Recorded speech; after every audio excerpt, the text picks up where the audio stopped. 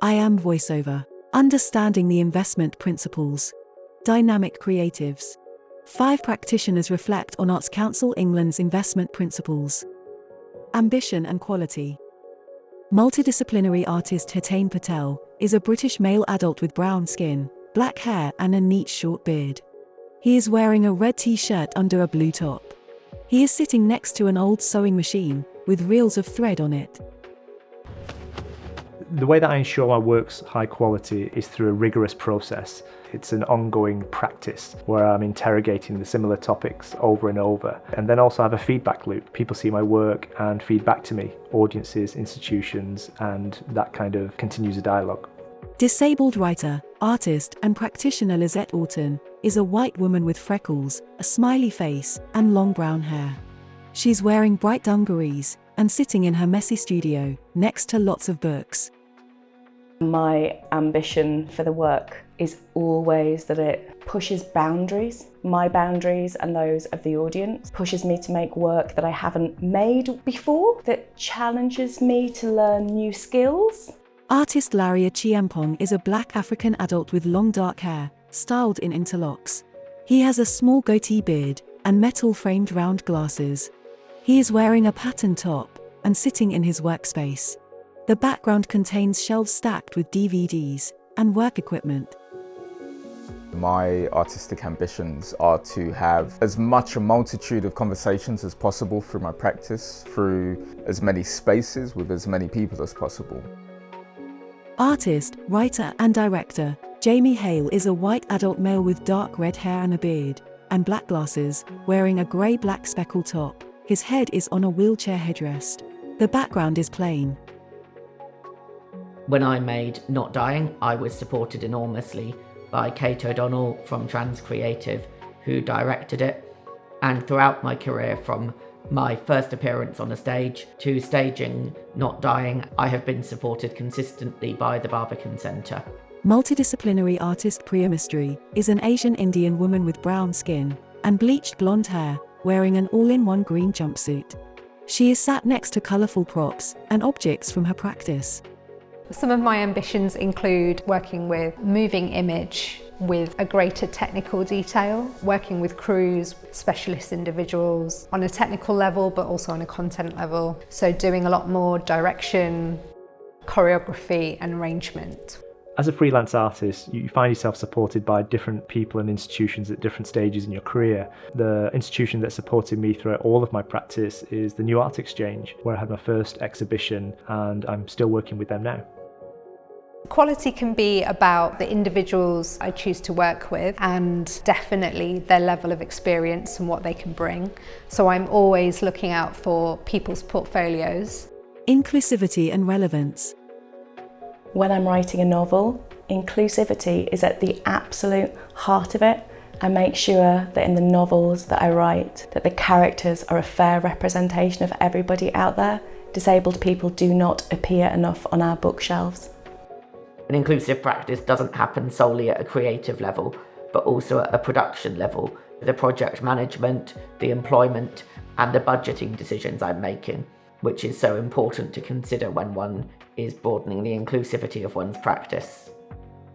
Most of the films that I've made to date, almost all of them, at least 50% of the people working within the films are black women. I want to make work that centres the disabled experience while being open to non-disabled audiences. As well as the art world, I want my mum and dad and my family to be able to engage with my work. The way I try to make it relevant to them is make it as culturally specific as possible. The work is also for people with marginal voices, marginal identities to see themselves in cultural institutions, in galleries. My work is for the people that I am embedded with in my community, the disabled community and the community in the North East. So, I am very much thinking about my own background. I'm thinking about people from working class or lower working class experiences, people who've experienced poverty. I spend a lot of time thinking about the people who are going to meet with my work and how they're going to meet with it. The language is really important. Often it's non-verbal language, it's objects, shapes, colours, textures, and it's tactile. I kind of use that as a palette of options to think about how I want to connect with people. Dynamism. Having a strategic approach to my freelance career means that every choice I make is assessed on a metric of whether it supports the financial viability of my career and whether it supports my growth as a creative. I'm developing the work, the connections and the projects in line with a broader plan for where I want to be. I've thought very much about social media in relation to the potential for connections with people who are watching, people who are engaging, potentially wanting to work with me on future projects. It is possible to be strategic. I think it's about planning, it's about prioritising what I want out of my career and also trying to think about how the gallery system works, how the funding system works. I spend time imagining. So I will allocate a week at the start of the year, a week partway through the year, just to imaginate, I like to call it, and think about what I want to do. The way that I sustain my practice financially is often through different income streams, from commissions to selling work to teaching or giving talks, and it varies year to year in terms of the balance of those things and how much funding I'm applying for from places including the Arts Council. As we go forward, there's also NFTs or digital works online in terms of how to use your IP smarter. I think ultimately it's about trying to make sure my income streams have a mix of public and commercial input. Something that's proved particularly successful as a long-term income stream is workshops, finding out my unique selling point and then building those into workshops. I ensure my practice is constantly evolving because I'm always seeking input on it from other people, whether we're talking about consultants, mentors or audiences, and I want to make sure that every opportunity I take and every project I develop is also developing me and opening me up to new possibilities. Nowadays, I spend less time writing applications and more time in conversations. I'm permanently looking at new ways to find the entrance into something and the new process which leads to a different outcome. My practice is constantly evolving through play. I leave a lot of room and time for process. Not all my projects have an end point or an end product. Sometimes the project is the process itself. Environmental responsibility. I think the climate crisis practically is going to ensure that lots more of the work that I make is in my locality, and the way that other people access it is via online to cut down on transport. Increasing city pollution is having a negative impact on my breathing, and the worse this gets, the harder it will be for me to perform at the level I want to perform at. I will become increasingly less able perhaps to work in the outside world without access adaptations that I haven't really got answers for at the moment.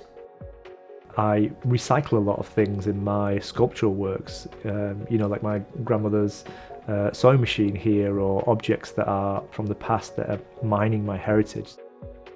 I constantly conversate with different organisations about is actually the carbon footprint that is created through travel. Sometimes it's not even necessary to travel to a certain part of the planet, let alone the country, to have a conversation around something, since we have technology with the likes of Zoom.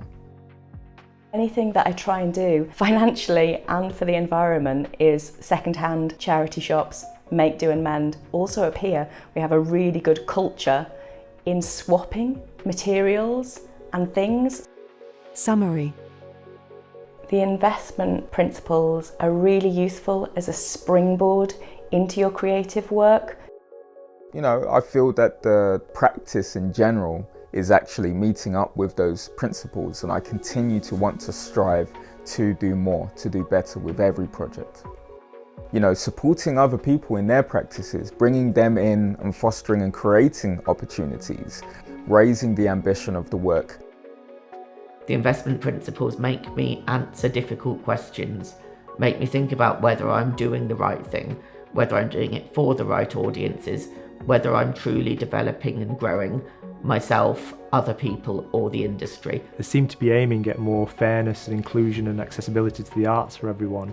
So I think they're useful if the places with power are genuinely incorporating those ideas of fairness. You can pay lip service to the investment principles, or you can think about how you can genuinely deliver them. And that is the difference between ticking a box and forming really meaningful relationships with people, with communities, with each other, with organisations, with your audiences. With thanks to the artists Larry Achiampong, Lizette Orton, Jamie Hale, Priya Mistry and Hetain Patel. Commissioned by Disability Arts Online, in consultation with Arts Council England.